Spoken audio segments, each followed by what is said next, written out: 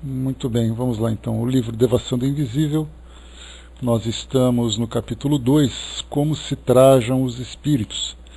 Essa é a segunda parte, o segundo estudo que nós fazemos desse capítulo. Nós vimos então no nosso encontro anterior aqui algumas considerações de Dona Ivone falando da forma como os espíritos manipulam esses fluidos para produzirem esse elemento que nós entendemos como vestimenta dos espíritos, baseado, essa definição nos relatos de médiuns videntes, que falam de espíritos vestidos, portando objetos durante as materializações, ou mesmo apenas das próprias manifestações visuais que os médiuns percebem, e também baseado naquilo que Kardec traz para nós do livro A Gênese, assim como ele se baseou também lá na parte que trata das estruturas do mundo espiritual. Leon Denis também trazendo considerações do livro No Invisível. Agora a gente vai continuar aqui esse nosso capítulo. Ela vai começar agora a falar sobre o livro No Problema do Ser, do Destino e da Dor, o capítulo número 20. Então vamos lá. Na excelente obra O Problema do Ser, do Destino e da Dor, capítulo 20, A Vontade, também de Leon Denis, encontraremos esse pequeno trecho, além de outros favoráveis à nossa tese e que seria fastidioso citar. Em todos os domínios da observação, achamos a prova de que a vontade impressiona a matéria e pode submetê-la a seus desígnios. Esta lei manifesta-se com mais intensidade ainda no campo da vida invisível.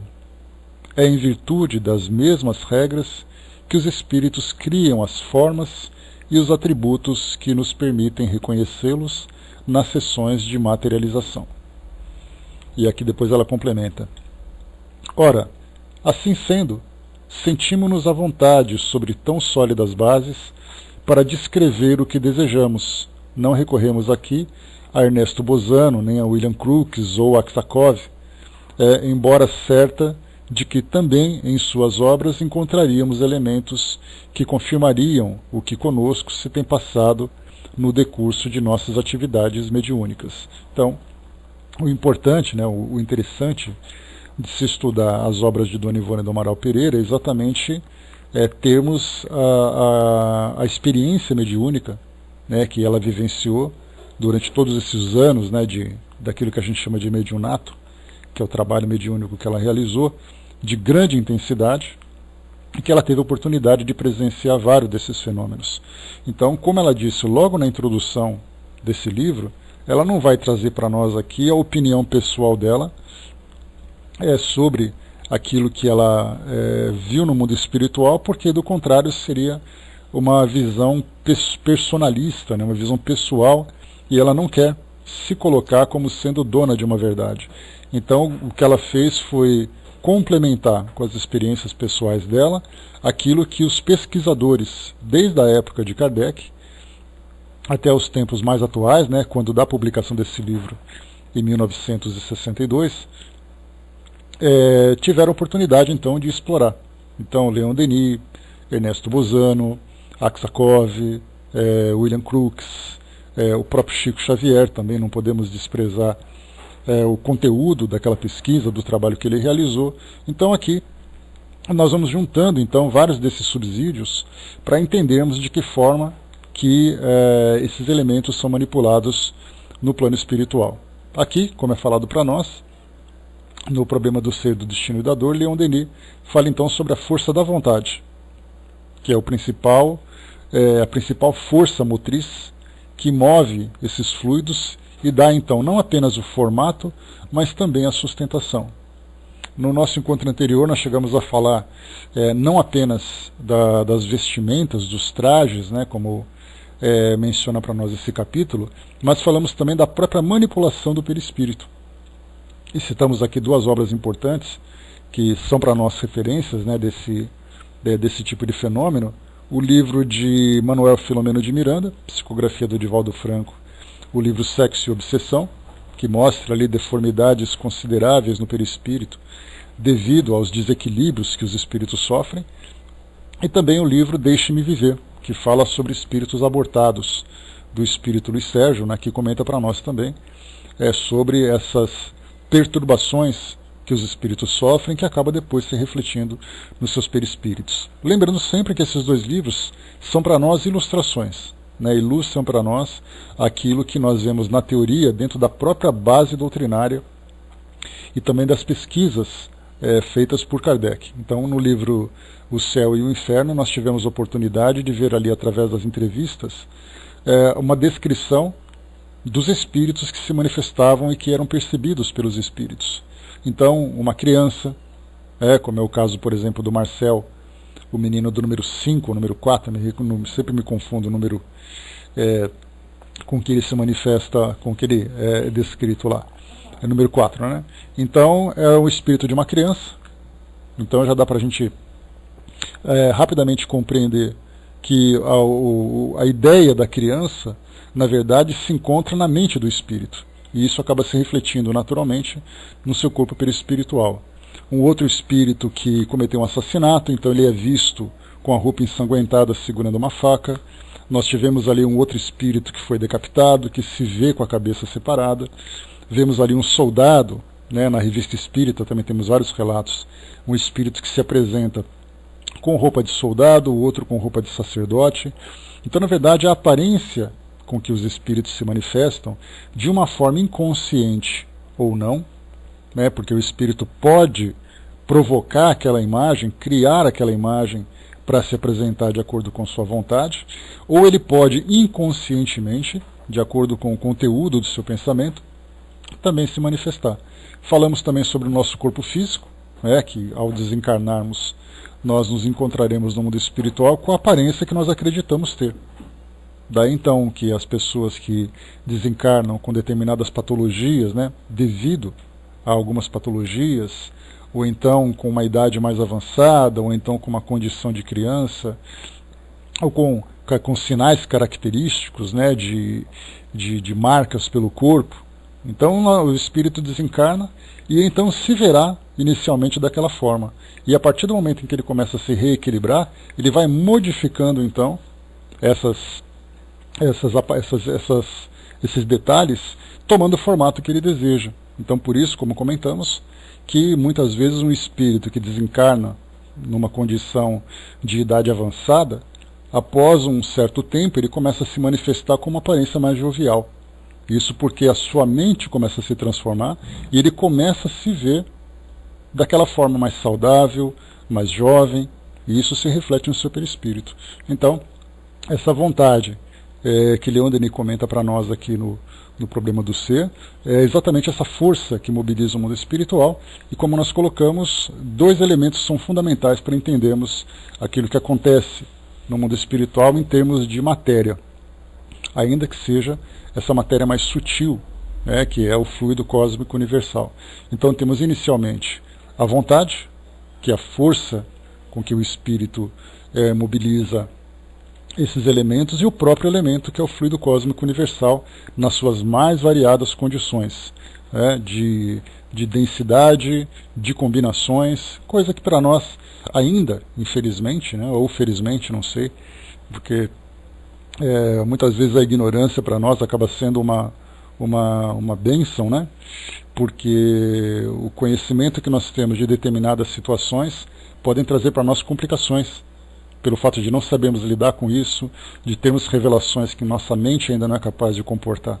Mas o fluido cósmico, então, ele é para nós um elemento descrito na teoria, que nós entendemos a sua constituição na prática, aqui na matéria do nosso mundo físico, a madeira, os elementos químicos, o nosso próprio corpo físico, tudo isso formado por esse fluido cósmico universal, com modificações capazes de o tornarem palpável, mensurável. Então ele pode ser pesado, ele pode ser medido, ele pode ser sentido aqui no mundo físico, mas ele também tem características que ele acaba não sendo visto aqui no mundo material.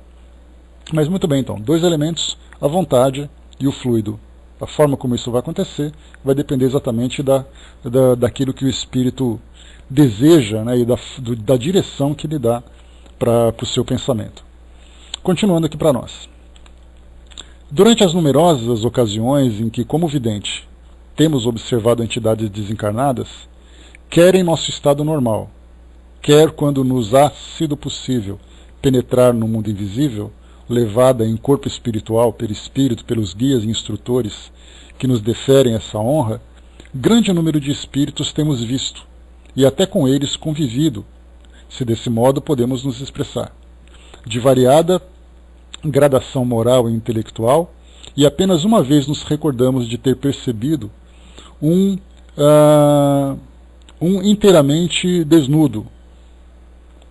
Contrariamente, o que temos presenciado nos confere o direito de categoricamente afirmar que sim, os espíritos se trajam e modificam a aparência das vestes que usam conforme lhes apraz, exclusão feita de alguns muito inferiores e criminosos, geralmente obsessores da mais ínfima espécie, cuja mente não possui vibrações à altura de efetuar a admirável operação plástica referida. Por isso mesmo, a aparência desses últimos costuma ser chocante para o vidente, pela fealdade ou simplesmente pela miséria, pois se apresentam cobertos de andrajos e farrapos, como se empapados de lama ou embuçados em longos sudários negros, com mantos ou capas que lhes envolve os ombros e a cabeça, e não raro, mascarados por um saco negro enfiado na cabeça, com 2 aberturas à altura dos olhos, tais os antigos verdugos da Inquisição, uniformizado para operações nas salas de suplícios, de que nos dão conhecimento as gravuras antigas.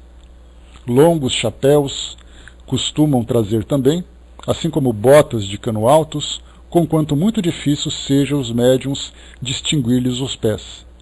Tais espíritos procuram frequentemente esconder o rosto e insultam rudemente o médium, se este os surpreende com a visão. Certamente que um instrumento mediúnico, diante de uma aparição dessa categoria, precisará estar de posse de toda a tranquilidade fornecida pela fé e pela confiança adquiridas através do exercício mediúnico, a fim de não se deixar envolver pelas faixas daninhas expelidas pela entidade, cuja presença, se tornar constante, poderá produzir, ao médium pouco experimentado, desequilíbrios graves e até mesmo a obsessão. Aqui a gente faz uma pausa, né, e começa então a observar os detalhes que são apresentados para nós pela experiência pessoal que ela vivenciou. E isso a gente lembra que esses relatos não são exclusividades de médiuns espíritas. Nós temos ali vários outros médiuns, que isso nós já estudamos inclusive, né, que quando falamos sobre mediunidade, sobre médiuns, sobre comunicação com o mundo espiritual, isso não é uma patente, uma exclusividade da doutrina espírita. Isso faz parte das leis naturais que regem a nossa vida aqui no mundo físico, e vários outros relatos, né, de religiões diferentes, de médiuns, de categorias diferentes, de graus de conhecimento diferente. Basta a gente lembrar, por exemplo, uma das mais clássicas visões que se tem na história do mundo cristão é exatamente a aparição de Nossa Senhora na cidade de Lourdes, lá em 1917, se eu não me engano, onde aqueles 3 pastores, aquela história que nós conhecemos, né? Então ela exatamente se materializou sobre um arbusto onde somente essas 3 crianças presenciaram, e hoje essa cidade de Lourdes é então um local de peregrinação. E a descrição foi exatamente aquela mulher belíssima, flutuando em cima daquele arbusto, envolta com luzes, e também coberta por um longo véu. Então a gente se pergunta, mas do que é feito esse véu? Porque para nós espíritas, estudando tecnicamente esse fenômeno, a gente começa a ver então que, embora todas essas descrições sejam interessantes e causam grandes impressões, nós estamos nos aprofundando nessa análise, entendendo exatamente como aquilo é feito, né, do que aquilo é feito, se é permanente, se não é permanente, se aquela é a característica do espírito. Então nós temos desde as imagens mais belas, como é o caso de Nossa Senhora, e também de vários outros relatos, né, que nós já comentamos, como, por exemplo, naquele livro Mediunidade dos Santos, né, de Clóvis Tavares, nós temos ali vários santos da Igreja Católica, né, que eram membros, seguidores do catolicismo e que foram canonizados, beatificados e canonizados pelos fenômenos miraculosos que provocaram. E ali então muitos deles foram de imediato canonizados exatamente pela vivência mediúnica que tiveram. E nesse livro então nós tivemos ali vários santos que eram considerados pessoas especiais por essa faculdade da vidência, da levitação, fenômenos físicos, fenômenos intelectuais, de comunicação, e não raras vezes relatos de contato com o mundo espiritual, descrevendo outros santos, descrevendo anjos e outras entidades. Então, nessas descrições, como nós vimos aqui nesse nosso estudo, nós nos preocupamos então sobre as questões técnicas do fenômeno. Isso que é interessante. Saindo do catolicismo, tem um livro também que é muito interessante, chamado O Guardião da Meia-Noite. Um livro que eu li há muitos anos, que ele foi escrito por um médium umbandista, contando a história dessa entidade. E ali então ele conta desde da época em que ele era daqueles bandeirantes, né, um daqueles membros daquelas falanges de bandeirantes que trabalhavam com as entradas também, em busca de ouro, em busca de captura de índios. E ele foi um indivíduo que matou muitos selvagens, né, daquela época, muitos indígenas. E aí então, quando da sua desencarnação, ele teve ali um sofrimento indescritível por aquilo que ele trouxe, contando inclusive o tempo que ele ficou preso no seu corpo físico, né, presenciando e sentindo a decomposição do seu corpo, e depois então, de um tempo, ele foi levado junto a uma comunidade no mundo espiritual, onde ele começou a se desenvolver dentro dessa faixa vibratória inferior. E depois ele acabou se tornando um servidor do mundo espiritual superior, atuando exatamente nessas faixas. E nesse livro nós temos ali descrições, como dessas que Dona Ivone relatou aqui agora, de homens encapuzados, com capas pretas, com aquelas roupas assustadoras, com aqueles objetos também que são medonhos, né? Cadáveres ou esqueletos, indivíduos que eram vistos como esqueletos pelo fato de trazerem ainda essa imagem quando da decomposição do seu corpo físico. Então, nós temos ali variadas descrições, não apenas do estado, entre aspas, né, do estado físico corporal que esses espíritos têm, né, da aparência que o seu corpo perispiritual apresenta, mas também dessas vestimentas, envoltos com esses trapos, envoltos com essas roupas assustadoras, né, clássicas dos filmes de terror que nós temos na atualidade. Então, temos ali esses relatos, não apenas de livros espíritas, mas também de livros não espíritas. E é esse que é o detalhe que nós juntamos, né, todas essas informações para formarmos então essa visão geral daquilo que apresenta. Né? A mesma coisa também, né, Brás? Não apenas de licantropia, mas várias outras aparências que surgem para nós em virtude de altíssimo grau de hipnose que esses espíritos sofrem, porque através dessa hipnose, né, induzidos por forças mais poderosas que a deles, mas forças negativas mais poderosas, fazem com que eles pensem numa determinada imagem, absorvam essa imagem e se transformem naquilo que pensam. Então também temos essa ideia da força do pensamento, não apenas espontaneamente produzida pelo espírito, mas induzida também por outros que interferem no equilíbrio do espírito, fazendo com que eles adquiram essas aparências medonhas e tudo mais, mas que nada mais são do que aparências, porque o espírito continua sendo aquilo que ele é.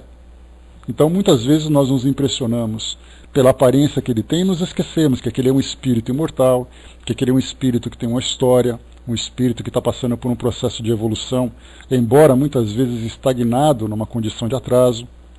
Né? Então a gente tira todo esse cenário, ou toda essa aparência que acaba sendo observada, né, do nosso ponto de vista, e vamos então na profundidade.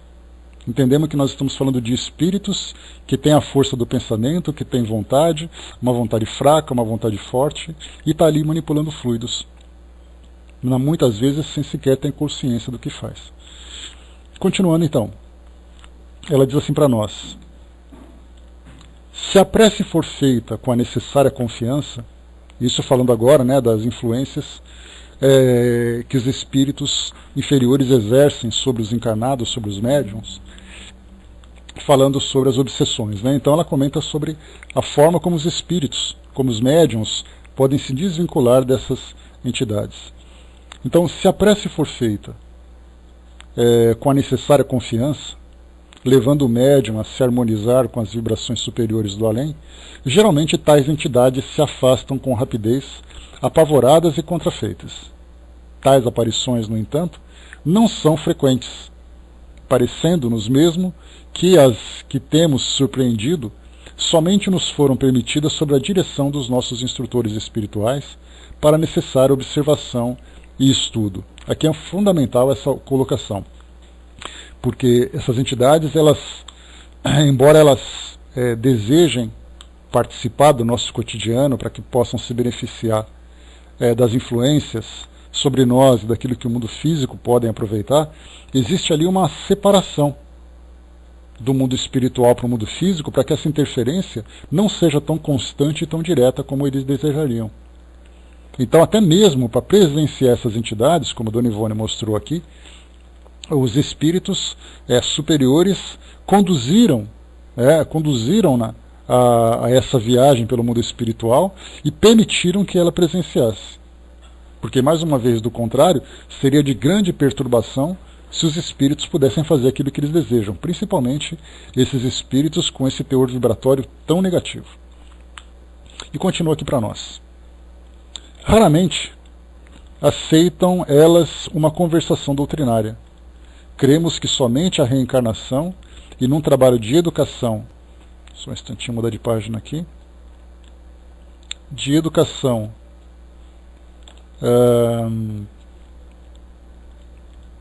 pela dor dos aprendizados pungentes, terá eficiência no seu soerguimento moral.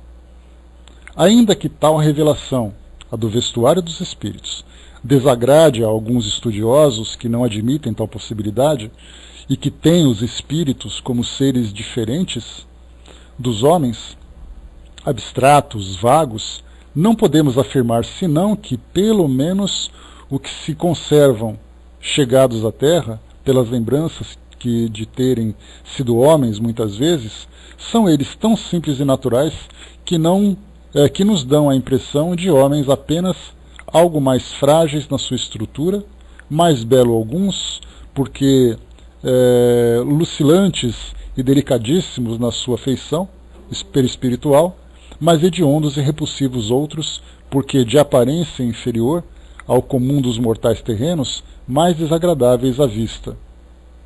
Muitas vezes, durante nossas orações diárias,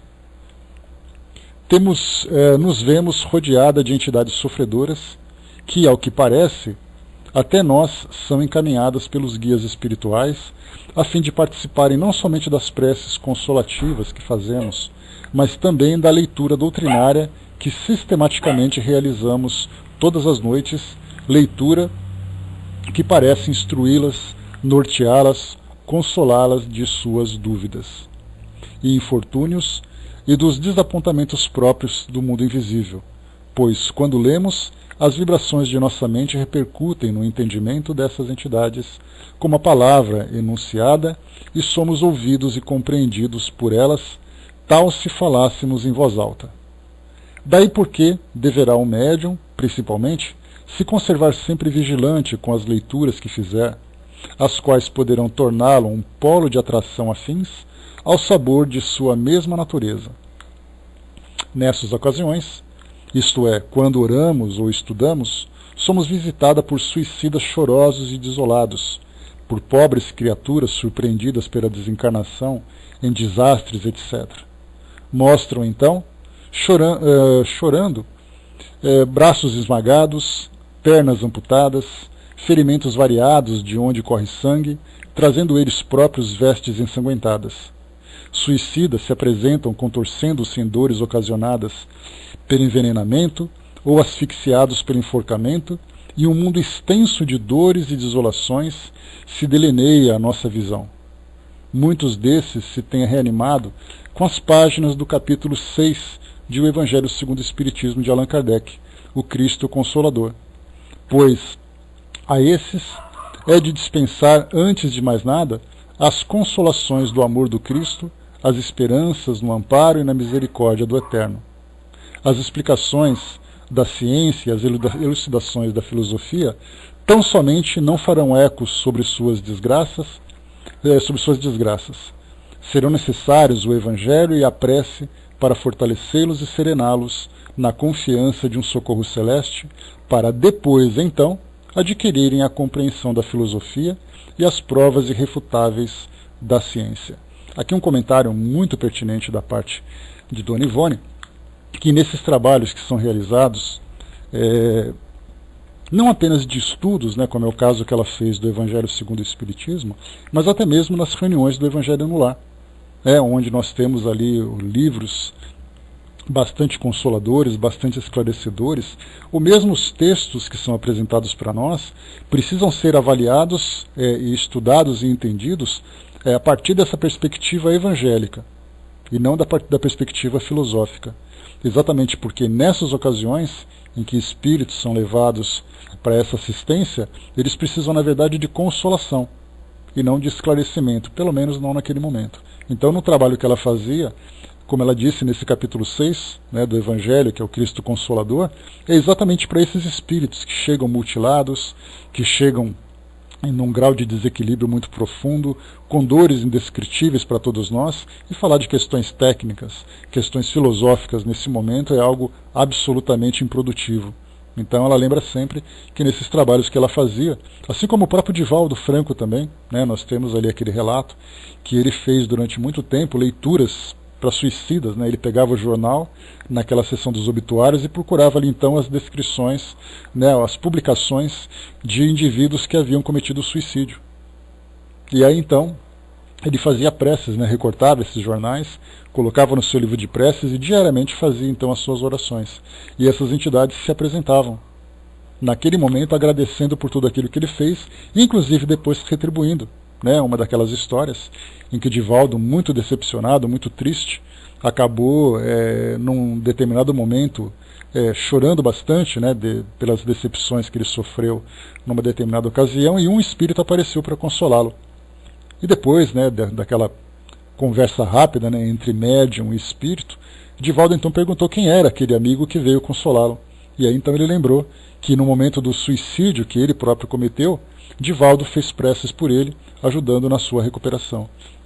Então, mostra essa questão do trabalho feito por nós encarnados, dos trabalhos feitos nas casas espíritas, nos trabalhos feitos das reuniões, desse teor evangélico para atender a essas entidades, quando o trabalho for direcionado para essa consolação. E filosófico e técnico científico, quando também for oportuno, claro, porque são outros aspectos que precisam ser estudados.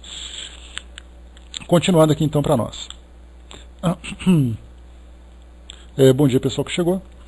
Certa vez o espírito de um jovem que aparentava 18 ou 20 anos de idade apresentou-se à nossa visão toda envolvido em ataduras de gaze, da cabeça aos joelhos, braços, mãos, rosto.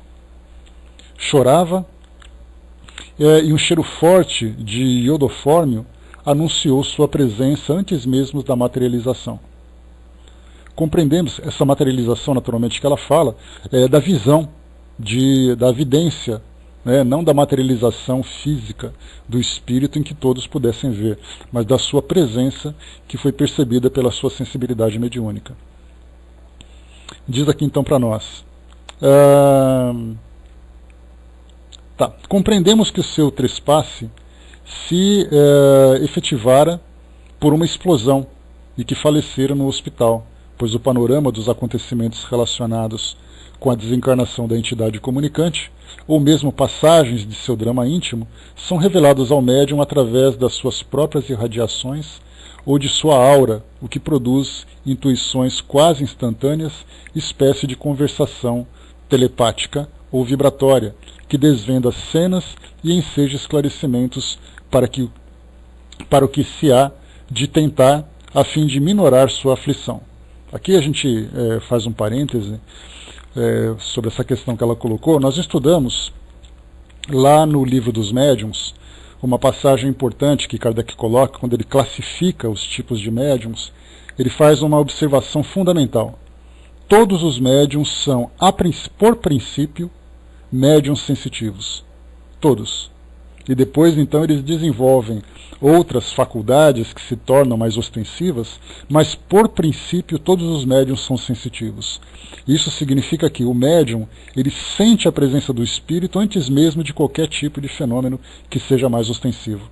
Então ele sente ali uma tranquilidade, ele sente uma certa angústia, ele começa então a captar imagens, a captar ideias, tudo através dessa sensibilidade. Depois então, através da psicografia, porque muitas vezes nós pensamos assim, né? O médium psicógrafo é muito interessante porque ele escreve, mas nós não somos capazes de sondar a mente do médium para saber tudo aquilo que ele vem sentindo, muitas vezes horas antes da comunicação se iniciar.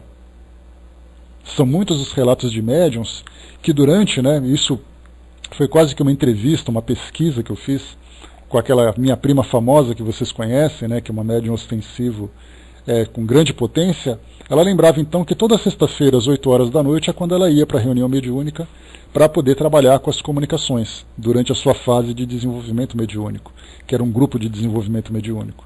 E isso então, quando chegava por volta das 8, 9 horas da manhã, ela já começava a sentir dor no braço, ela já começava a sentir um certo formigamento, o braço ficando mais pesado, muitas vezes algumas imagens e ideias que apareciam como se fossem flashes na sua mente, para quando chegasse à noite, aquela entidade se comunicasse. Claro que se deixasse, naquele mesmo momento, às 8 horas da manhã, a psicografia começaria. Mas o médium tem que impor essa disciplina. Então, nesse mundo íntimo do médium, dessa sensibilidade, da telepatia, da percepção que ele tem dos espíritos que se comunicam e se aproximam, existe ali uma série de informações. E isso tudo vai exatamente ao encontro daquilo que Dona Ivone trouxe para nós, que o espírito apareceu, né, com todas as características dos ferimentos que foram provocados, do cheiro. Falamos também sobre a materialização dos odores, né, tanto odores agradáveis como desagradáveis, né?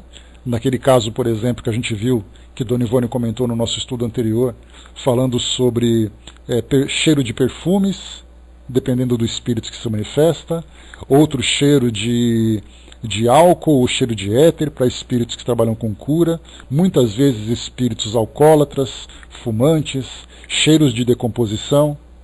Então são odores que vão se materializando dessas substâncias, que está ali, né, essa ideia absolutamente embasada no Laboratório do Mundo Invisível, lá do Livro dos Médiuns. Então aqui nesse caso o espírito, antes mesmo de se materializar, antes de sentir o cheiro, antes de observar a sua imagem, as ideias a respeito da sua condição, como foi a sua desencarnação, quais são ali os elementos que ainda se encontram vivos na sua mente, isso, exatamente, né, Angelina, que a gente colocou. Então, os elementos que se encontram ainda vivos na sua mente, da sua desencarnação, do seu sofrimento, das suas angústias, o médium, então, percebe tudo isso. Então, antes de se exteriorizar através do trabalho mediúnico, a mente do médium já entra em sintonia com a mente do espírito e começa, então, a perceber tudo aquilo que ele tem. Daí, então, aquele caso, né, que muitos médiums, daqueles médiums que trabalham com suicidas, são médiums que precisam ser muito capazes de lidar com essas emoções e com as imagens que acabam se materializando.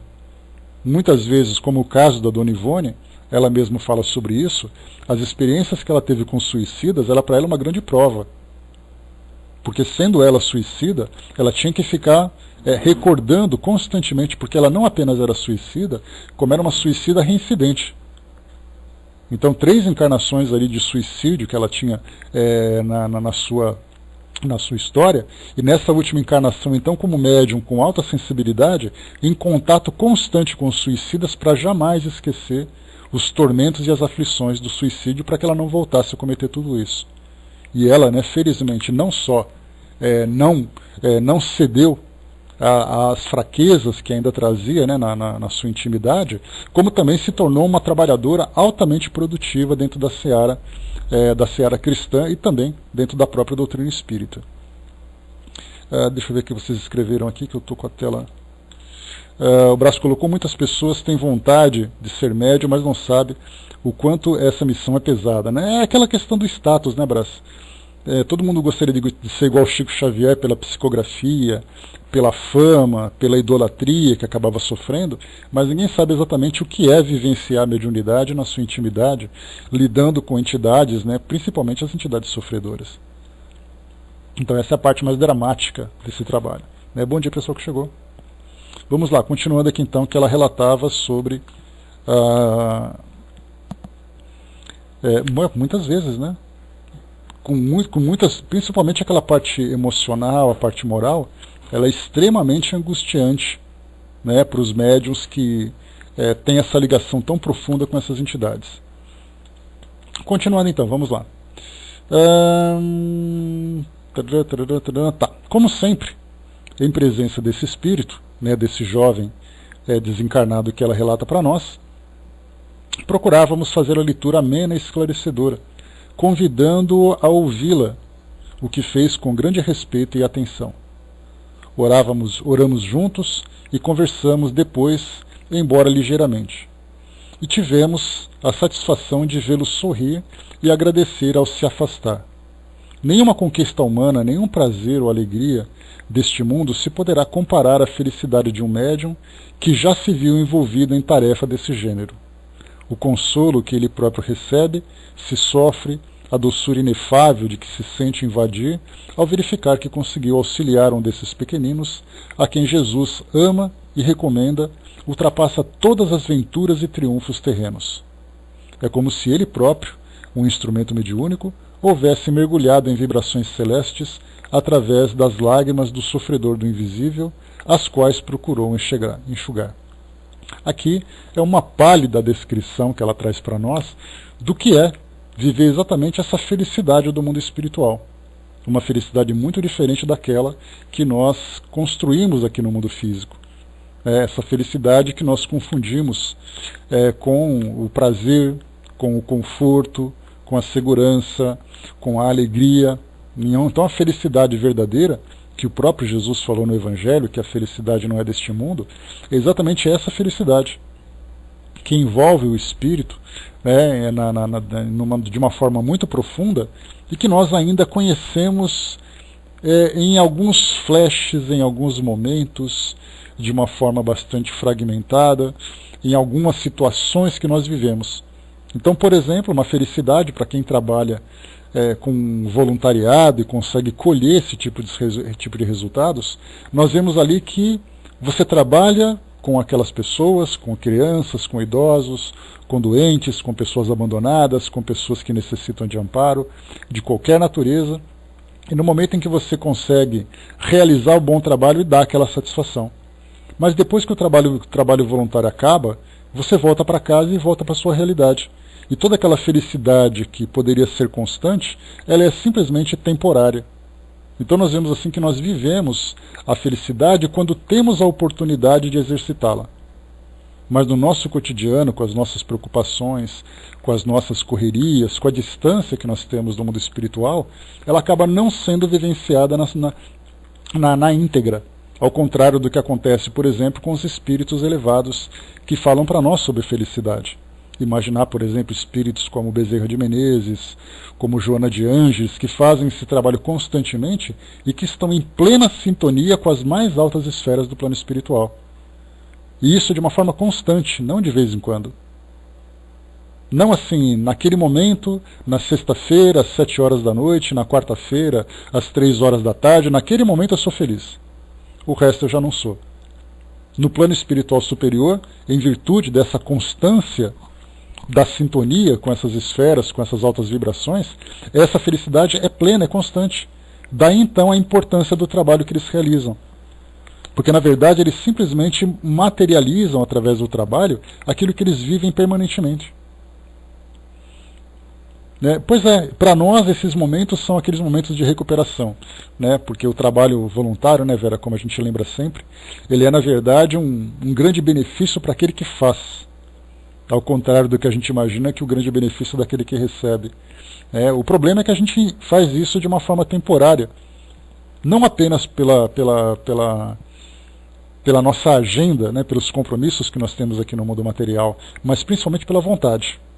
Essa vontade é problemática, porque esse tipo de vivência, de autodoação, é algo que a gente não está preparado ainda para fazer. Algo que a gente deseja, mas não está ainda preparado. Porque na verdade a gente quer também viver a felicidade do prazer, né? Ou viver esse prazer que a gente tem aqui no mundo físico.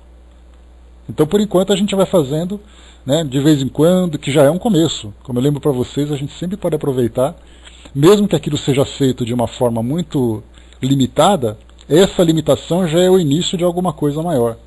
E aí conforme a gente vai evoluindo, vai se desenvolvendo e vai compreendendo, isso vai se tornando para nós algo habitual. Né? Por isso que dentro da doutrina nós temos aquele grande lema que diz para nós que fora da caridade não há salvação. E como a gente já estudou sobre essa expressão, essa ideia, a gente lembra que essa salvação, na verdade, é simplesmente a conquista da felicidade, a salvação de nós mesmos, do sofrimento e tudo mais. Né? A Vera colocou, né, por isso o Dr. Herman, lá na obra social, diz que façamos inicialmente por obrigação, depois faremos por disciplina e um dia faremos por amor, né? Que é exatamente aquilo que eles já alcançaram. Fazem isso constantemente. Então já é um bom começo, sem dúvida nenhuma. Continuando aqui para nós então. Paramos aqui, tá.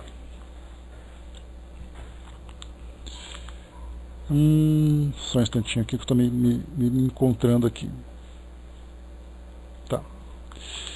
Evidentemente que um serviço dessa natureza, realizado por um médium desacompanhado de colaboradores, nem será de fácil realização, nem deverá ser encetado levianamente. Será antes espontâneo, provocado e dirigido tão somente pelos instrutores espirituais, assim mesmo quando acharem o médium em condições vibratórias adequadas para o feito. Aqui a gente fala do amparo espiritual a essas entidades sofredoras, né? Então não é porque o médium quer, o médium gostaria. A pergunta é, o médium está em condições? Porque nós temos nos trabalhos mediúnicos de assistência ao mundo espiritual grupos específicos para diversas categorias de espíritos. Temos ali, além dos obsessores, né, que naturalmente há necessidade de um esclarecimento muito grande, principalmente para resistir a investidas que esses espíritos fazem sobre as equipes, sobre os médiuns, nós temos os grupos de sofredores. Nas categorias, por exemplo, das mais dramáticas, que são os suicidas, naqueles espíritos que não aceitam as suas perdas, naqueles espíritos que sofrem ainda as mazelas que viveram aqui no mundo físico. E nesse caso não são obsessores, são apenas espíritos sofredores. E para cada grupo nós temos ali médiuns preparados para lidar com isso.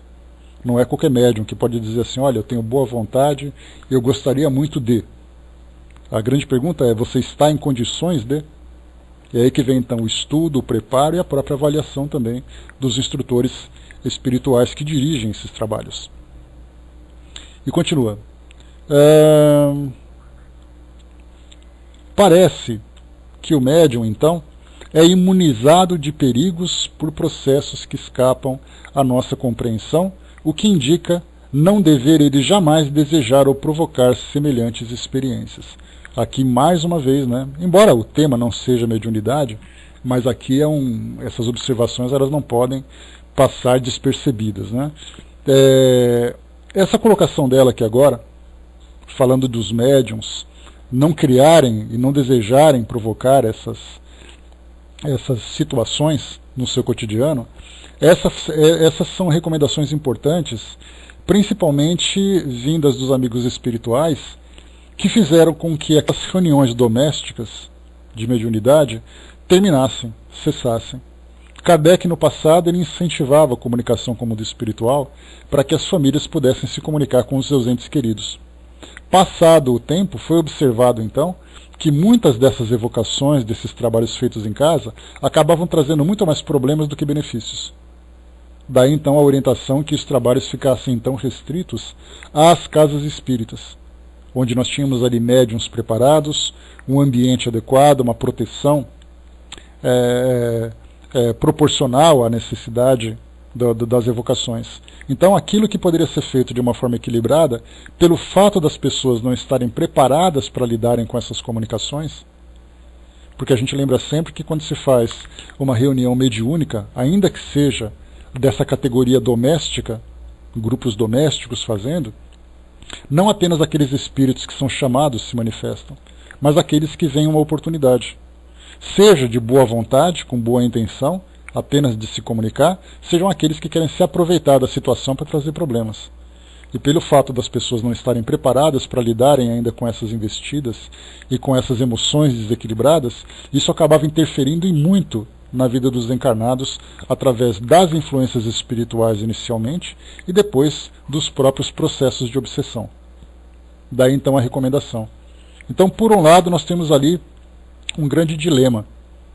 Fazer a reunião mediúnica individualmente, em casa, conforme Kardec orientava naquela época, desde que preparados, ou nos distanciarmos das reuniões mediúnicas, deixando que as instituições organizem esse trabalho. E aí nós entramos num outro problema também. As instituições tomando posse das reuniões mediúnicas, não permitindo que as pessoas tenham acesso de uma forma natural à mediunidade, às comunicações. Então nós temos ali, conforme podemos ver, várias situações que precisam ainda ser estudadas, definidas, bem esclarecidas, para que essa comunicação com o mundo espiritual seja feita de uma forma saudável. Nem de uma forma absolutamente livre, já que nós não temos ainda essa capacidade de lidar com essa liberdade, e nem com tantas restrições como vêm sendo colocadas pelas instituições, já que a mediunidade é uma coisa natural, e não apenas um fenômeno institucional. Então estamos ainda passando, né? Por isso que nós pensamos nessa situação de imaginarmos que nesse século e meio que nós temos de contato com a doutrina espírita, muitas vezes nós encontramos indivíduos que dizem assim, não, nós já sabemos tudo do mundo espiritual. Porque eu estudei durante tantos anos a mediunidade, estudei durante tantos anos as obras da doutrina espírita e eu já sei tudo. Na verdade, a gente pode perceber que todos esses problemas, todas essas dificuldades precisam ser definidas, obrigado, Cindizinha, precisam ainda de orientação, precisam de esclarecimento para que a gente encontre, né, não apenas um meio termo, porque o objetivo não é encontrar o meio termo, mas é encontrar a forma correta de lidar com isso. Porque esse meio termo significa fazer uma negociação entre o sim e o não. Na verdade, nós temos que encontrar o modelo correto. E isso é um trabalho que vem sendo feito gradualmente. Por exemplo, as reuniões mediúnicas da atualidade, nas instituições que nós temos aqui no nosso mundo, já não fazem reuniões mediúnicas como eram feitas, por exemplo, há 50 anos. Basta a gente lembrar que a própria história de Chico Xavier, que ele contava sobre de que forma que as reuniões mediúnicas eram feitas lá em Pedro Leopoldo, antes de ir para Uberaba, que era feita na casa de amigos. Se juntavam, conversavam e tudo mais. Espíritos como Meimei, por exemplo, espíritos como Emmanuel, como André Luiz, começaram a se manifestar em reuniões domésticas.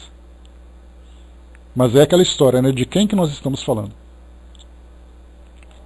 A Angelina colocou lá em cima, né? Certo dia estava assistindo uma reunião evangélica, de repente saí com alguns espíritos e cheguei até um cemitério. Encontramos um jovem e o levamos para a reunião evangélica e o jovem ficou até o final da reunião.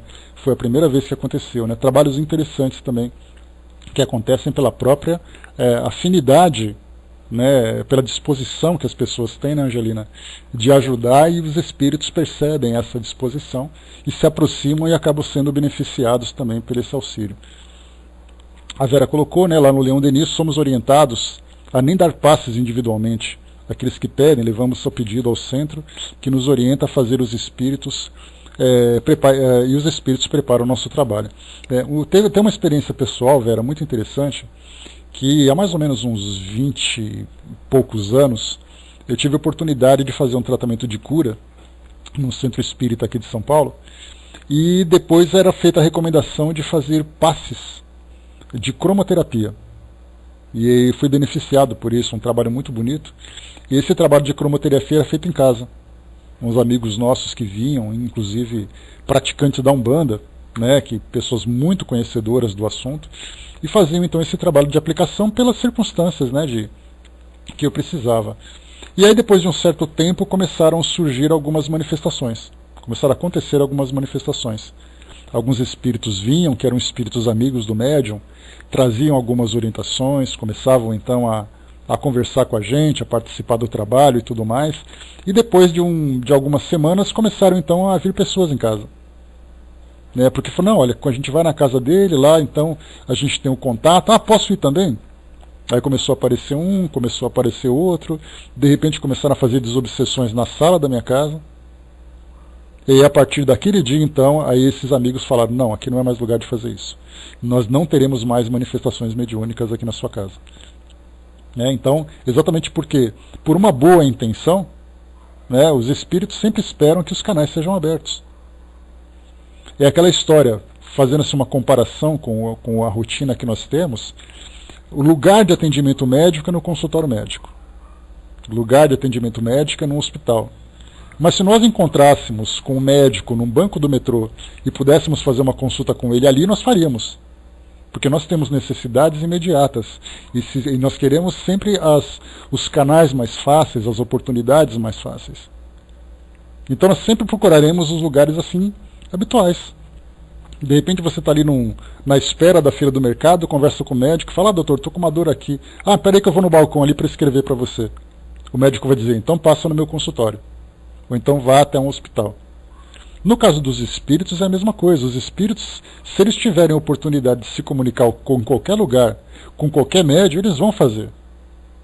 Porque a ansiedade de se comunicar, a necessidade que eles têm de se sentirem vivos, participando da nossa vida cotidiana, é algo que para eles não tem essa questão de disciplina, de organização, de restrição.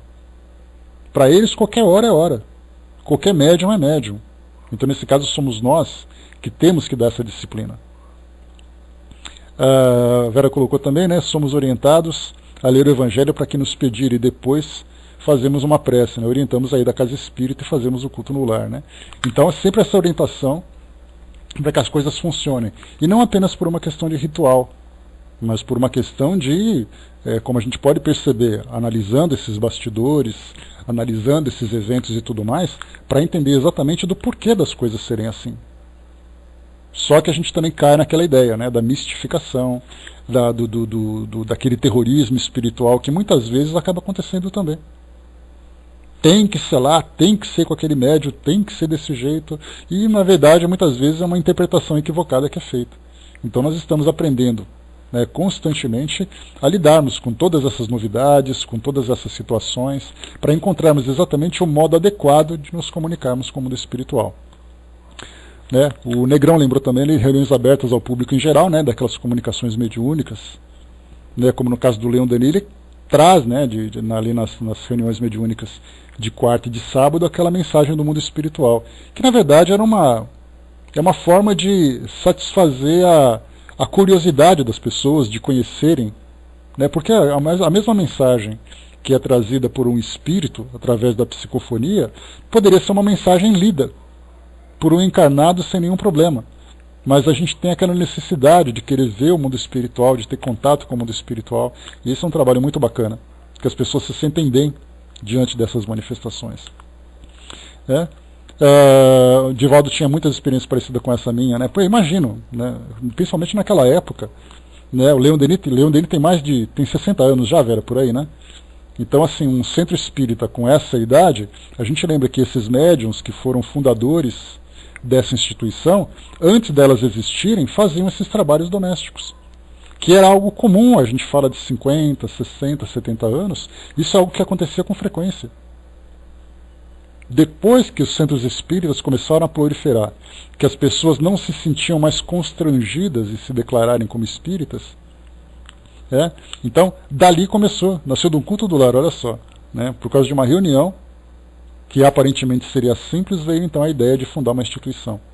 Como a mesma coisa aconteceu provavelmente com o Chico também, né, que fundou ali, né, o o centro espírita, acho que é São Luís Gonzaga, né, o nome do centro que ele fundava. Então, se juntaram e fundaram. Então, isso é fundamental para todos nós. Vamos lá, então, continuando. Isso é bom. O importante do nosso estudo é a gente aproveitar cada mensagem, cada ideia que vem sendo lançada, para que a gente não desperdice essa linha de raciocínio que vem sendo desenvolvida pelos autores dos livros que nós estudamos. O fato de nós estudarmos, por exemplo, sobre vestimenta dos espíritos, não nos impedem de falar sobre mediunidade, como a gente está vendo aqui agora. Importante a gente aproveitar cada mensagem, cada ideia, né, para o nosso esclarecimento. Então falávamos aqui sobre o perigo da mediunidade, né, como foi colocado para nós aqui, para evitar que o médium jamais, como foi dito para nós, desejar ou provocar semelhantes experiências. Ao demais, antes que tais labores sejam confiados à responsabilidade de um aparelho mediúnico, ela chama aparelho mediúnico os próprios médiuns, né, uma expressão que ela utiliza com bastante frequência. Será necessário que ele se tenha preparado longamente através de um tirocínio ininterrupto que se tenha desprendido muitas vezes do coração, ferido muitas vezes do mundo e de si mesmo, através de renúncias e dolorosos testemunhos, de forma que o coração, ferido por dores inconsoláveis na terra, esteja preparado para a compreensão exata das lides no invisível. Ou seja, que o médium, não apenas através da preparação técnica para lidar com a mediunidade e com as situações que surgem, mas também que ele tenha aprendido através se sensibilizando com a dor do semelhante, vivenciando as experiências da caridade, possam então juntar essas duas áreas de conhecimento, nessas duas experiências, para lidar com as tarefas do mundo espiritual, que são tarefas extremamente complexas. Muitas dessas entidades, porém, se debruçam sobre o nosso ombro e leem conosco, interessadas naquilo que estudamos, o que testemunha ser a vida do mundo espiritual simples como a nossa própria vida, continuação dessa tão somente. Né? Essa imagem, essa descrição dela, inevitavelmente me veio aquela imagem do filme Cidade dos Anjos, né? Onde as pessoas na biblioteca liam ali as suas obras, né? E atrás delas, então, os espíritos acompanhando a leitura. Então, aquela imagem, embora seja uma ficção, ela traz para nós uma ilustração de uma situação bastante real. E isso positivamente como negativamente. Vários casos de obsessão se dão, por exemplo, em virtude de vícios de internet, de pessoas que visitam sites pornográficos, de pessoas que visitam sites com conteúdo inapropriado. E aí, então, enquanto ele se encontra sentado na sua poltrona, clicando nas telas, nas imagens que aparecem, nós temos muitas vezes entidades que estão ali com o queixo encostado no ombro, acompanhando as páginas e as ideias que estão ali, vampirizando e oferecendo ideias para subjugar aquele indivíduo que se encontra nesse processo de viciação. Então isso acontece o tempo todo. Muito mais do que nós imaginamos, conforme os próprios espíritos já disseram lá no Livro dos Espíritos. Continuando. Pois é, mas é mesmo, Negrão. A obsessão ela se dá de todas as formas. E conforme a tecnologia vai avançando, permitindo que isso aconteça, oferecendo mais estímulos, os espíritos estão juntos. Porque dá a impressão de que os espíritos que estão conosco são aqueles espíritos que viveram há 50 anos, há 80 anos. E na verdade são espíritos que desencarnaram ontem e que hoje conhecem WhatsApp, conhecem Facebook, conhecem sites, conhecem tecnologia e continuam acompanhando. Grande ilusão da nossa parte é acreditar que esses espíritos são ignorantes e se surpreendem com as novidades que nós temos aqui. Temos observado que em algumas de tais... Só um instantinho, mudando de página. Só um instantinho.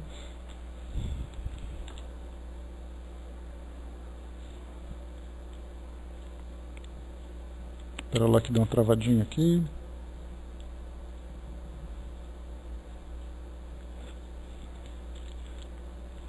Vamos lá, site. Que algumas de tais entidades colocam os óculos a que estavam habituadas quando encarnadas, para lerem melhor conosco. né? Aqui já alguma coisa, uma ideia um pouco mais leve, né? Mas mostram assim que os espíritos se aproximam, quando observam que o médium está lendo, colocam óculos para poder ler junto, pelo hábito que tinham quando estavam encarnados, né? Da dificuldade de leitura que eles tinham. Geralmente são, como ficou dito, leituras escolhidas as que fazemos, ou do Evangelho, que projetem com rigor a personalidade e os feitos do Cristo, ou de obras espíritas que melhor toquem o coração. Assim sendo, esses pequeninos e sofredores se afeiçoam ao médium que os ajudou nos dias difíceis e se tornam amigos fervorosos para todo sempre, estabelecendo-se então indissolúveis elos de fraternidade. Há cerca de 1 ano pela madrugada, estando nós ainda despertos, apresentou-se à nossa visão um espírito cujo decesso carnal se teria dado entre os seus 38 e 40 anos de idade. Trajava-se pobremente, com terno azul marinho, já usado, camisa branca também bastante usada, gravata preta, atada com certo desleixo. Esquálido e abatido, infinitamente triste, mas já resignado à própria condição, colocou a mão sobre a nossa, num gesto fraterno, e disse: venho agradecer-lhes os votos feitos, em minha intenção, à bondade de Deus. Suas preces me auxiliaram tanto, que até minha família, que deixei na terra, foi beneficiada. Chamo-me Joaquim, e meu nome está no registro do seu caderno de apontamentos. Contatamos então que esse visitante fora suicida, e materializado, podemos observar que havia terra em sua indumentária, isto é, impressões da porção de terra em que fora sepultado, assim como sua mente permanecia afeita ao vestuário que habitualmente usava quando vivo, e com o qual fora também para a sepultura. Nós chegamos até a falar sobre isso, né? No nosso encontro anterior. Foi até perguntado, né, se os espíritos aparecem, né, uma visitante que estava aqui na nossa sala, se os espíritos, quando eles são vistos no mundo espiritual, se eles são vistos também com roupas dos seus velórios. Né? E a resposta que nós demos foi exatamente isso, né? Os espíritos se manifestam com aquilo que eles acreditam ser ou da forma como eles acreditam estar. Que aqui foi exatamente o que a gente vê nessa descrição também. E continua. Como efetivamente possuímos um caderno onde registramos nomes de suicidas e pessoas falecidas em geral, conhecidos ou colhidos dos noticiários dos jornais, procurávamos verificar se realmente existia nos ditos apontamentos aquele singelo nome. E encontramos, de fato, entre os suicidas, um Joaquim Pires. Tratava-se, portanto, de um dos destacados dos noticiários dos jornais, recomendado para as preces e as leituras diárias. E estamos certas de que será um bom amigo, cuja afeição nos acompanhará pelo futuro afora. Até o momento presente, os espíritos mais bem trajados e mais belos que tivemos ocasião de observar, através de materializações durante a vigília e também do mundo invisível, por ocasião do desdobramento do corpo astral, foram os que passamos a citar. A entidade que se denomina Charles, martirizado por amor ao Evangelho no século XVI na França, durante a célebre matança de São Bartolomeu, comumente se deixa ver em trajes de iniciado hindu, tendo se mostrado uma única vez em trajes de príncipe indiano, visto que no século XVII foi soberano na Índia. Aqui, aliás, essa descrição da noite de São Bartolomeu, né, nós temos livros de pesquisa, nós temos também romances mediúnicos que contam passagens desse evento. Foi uma carnificina naquela época, num conflito entre protestantes e católicos na França, exatamente na comemoração de São Bartolomeu. Então aqui Charles, que é esse espírito amigo, que havia sido pai da Dona Ivone numa encarnação anterior, foi então um dos homens martirizados naquela época. Frédéric Chopin, que já variou a indumentária 4 vezes em suas aparições, deixando-se perceber em 2 delas apuradamente trajado à moda de sua época, reinado de Luís Filipe na França, mas todo envolto num como luar azul, translúcido, como neblina. Victor Hugo, só um instantinho. Victor Hugo, a quem só podemos distinguir o busto, também é envolto em neblinas lucilantes, argênteas, com reflexos azuis pronunciados, sem que pudéssemos destacar o feitio dos trajes. A falange de iniciados hindus, de que somos pupila espiritual, com todos os seus integrantes, esforçando-se para serem contemplados em seu uniforme característicos, as gemas do anel e do turbante, inclusive, envoltos em neblinas lucilantes, com reflexos azuis. Lázaro Zamenhof, o criador do Esperanto, vaporoso, mas muito humanizado, em seu terno do século XX, circundado de um halo como que formado de ondas concêntricas, que indicaria o elevado trabalho intelectual, destaque também observado em Victor Hugo, e esbatida a sua configuração perispiritual por um jato de luz radiosa, verde claro, igualmente de forma concêntrica. Então aqui ela tenta naturalmente fazer aqui uma descrição daquilo que muitas vezes é indescritível, porque aquilo que se vê, principalmente desses detalhes de luzes e cores e também envoltos em vibrações, acaba sendo muito difícil de nós descrevermos com palavras. Esse daqui, na verdade, Sandra, eu acho que é um chihuahua esse cachorro aqui, viu? Mas é o cachorro do vizinho que late, que é um shih tzu. Um cachorro bonito, chama Baruch. Ele late aqui, faz um eco na nossa garagem aqui, que acaba vocês ouvindo também. Mas estão sendo evangelizados também, não tem problema. Estão evoluindo. Então, assim, é uma dificuldade muito grande que se tem para aquele que faz um relato usando as nossas palavras. E essa é uma experiência muito interessante de se ver alguém, por exemplo, que observa uma paisagem, seja uma paisagem da natureza, uma paisagem urbana, de qualquer forma. Quando nós observamos essa paisagem, muitas vezes nós estamos envolvidos emocionalmente e também os nossos pensamentos estão envolvidos na construção daquela imagem. E quando nós vamos passar para o papel, descrever aquilo tudo, a gente só consegue colocar descrições físicas. Ali tem uma montanha, ali tem outra coisa, E como diz para nós uma passagem de um pensador, ele diz assim que nós só conseguimos descrever com perfeição aquilo que existe poesia. Se não houver poesia, nós não conseguimos descrever. Então, somente os poetas, então até mesmo através dessa descrição, ao observarmos uma imagem, nós temos ali várias perspectivas que podem ser abordadas. Por exemplo, uma visão técnica, uma visão física, uma visão romântica, uma visão poética, uma visão filosófica. Isso vai depender da tendência de cada um. Daí as dificuldades que os espíritos encontram para descrever o mundo espiritual, porque muitas vezes o médium, tendo ali um lado muito mais racional do que criativo, ele limita a descrição do espírito dos detalhes, dos detalhes belos que existem no mundo espiritual.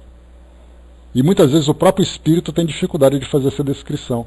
Então o que a gente está vendo aqui envolto numa neblina que é luminosa, com raios que são prateados, reflexos azuis pronunciados, olha a dificuldade de descrever aquilo que ela deve ter visto. Ou seja, se quiser entender exatamente como são esses espíritos, tem que ver para crer. Não adianta a gente querer imaginar. Aqui, por exemplo, falando sobre o Lázaro Zamenhof, ele coloca aqui para nós que vaporoso, mas muito humanizado em seu terno do século XX, tenta imaginar, circundado de um halo, como que formado de ondas concêntricas, que indicaria elevado trabalho intelectual. E esbatida a sua configuração perispiritual por um jato de luz radiosa, verde claro, igualmente de forma concêntrica. E, finalmente, um vulto muito nobre, observado no ano de 1930, cuja identidade ignoramos, mas a quem denominamos anjo guerreiro, pelas particularidades do quadro em que se deixou contemplar. Acreditamos, porém, tratar-se de algum integrante da Legião Protetora do Brasil ou do movimento espírita do Brasil. O certo é que trajava uma túnica grega, curta, atada por um cinto dourado, um diadema discreto, um simples friso de ouro à cabeça e guiando uma biga romana como que construída de alabastro. Com a destra empunhava as rédeas, sem que todavia aparecessem os cavalos, e com a sinistra uma flâmula de grandes dimensões, alvinitente, onde se lia Salve Brasil Imortal.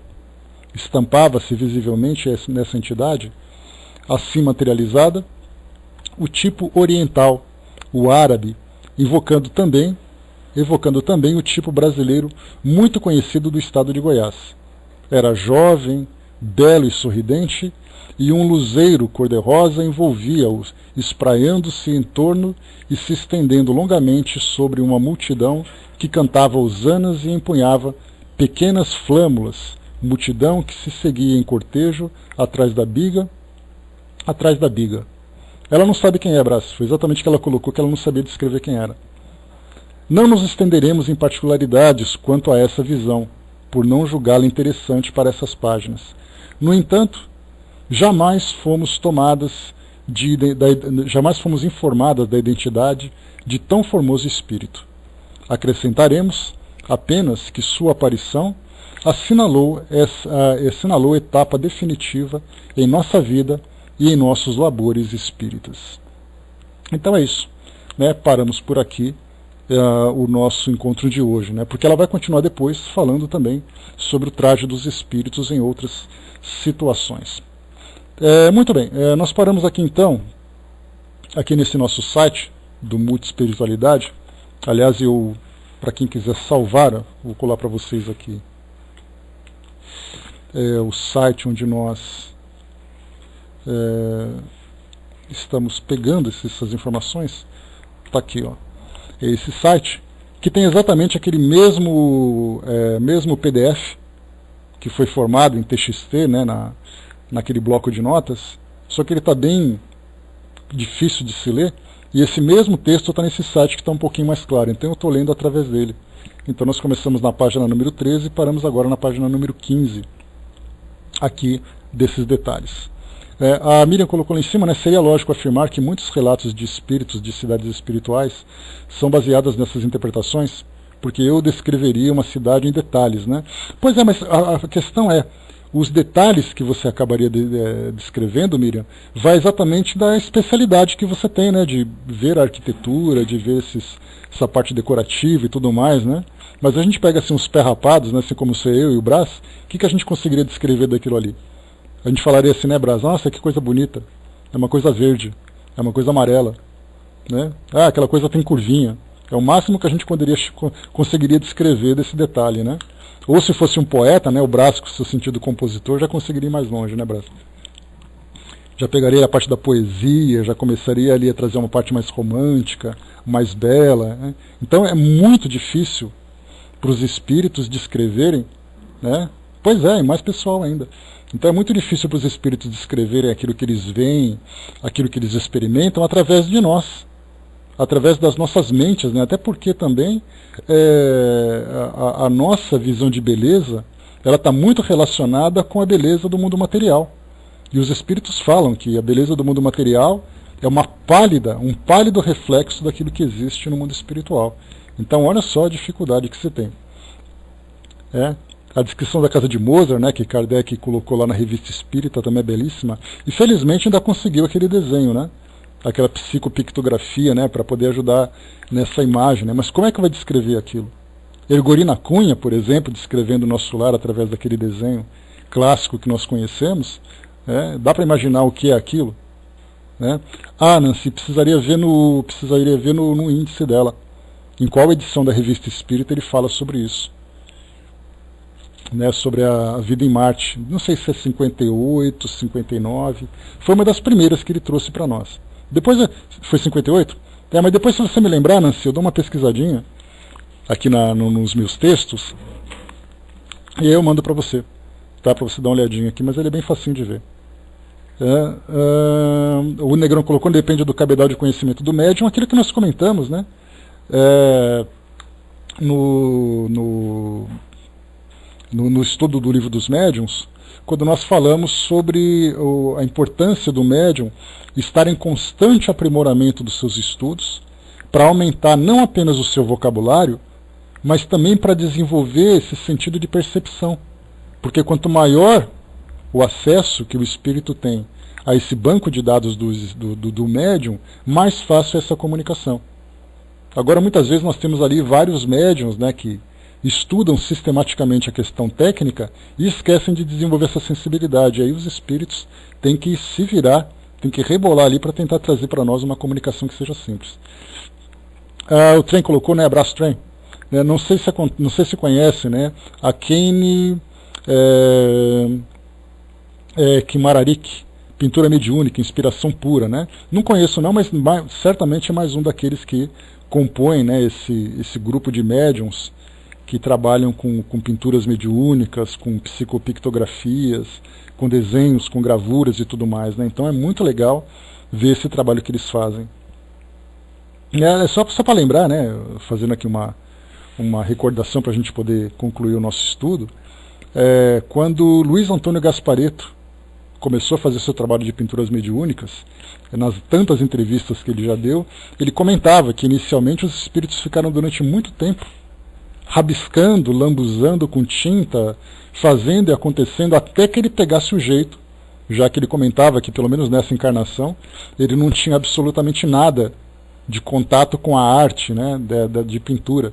Então os espíritos tiveram que fazer com que ele se tornasse maleável a essas expressões artísticas, né, que eles tentavam mostrar.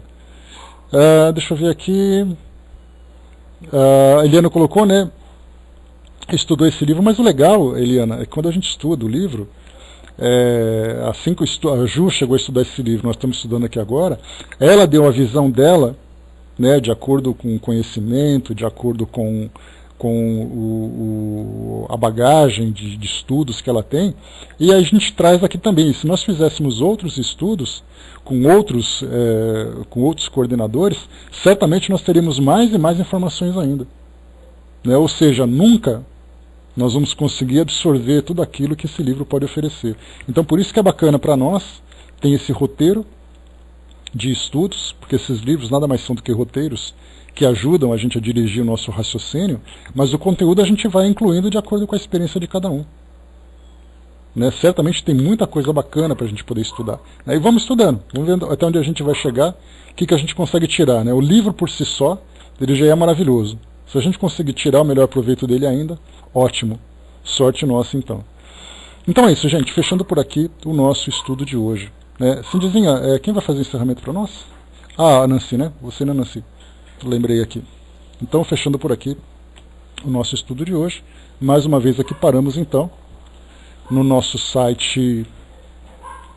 Deixa eu só salvar essa página aqui, senão eu me perco dela depois. Aqui, só um instantinho.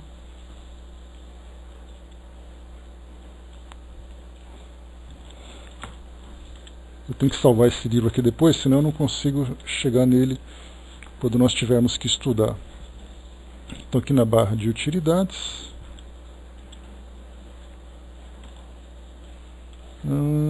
Pronto.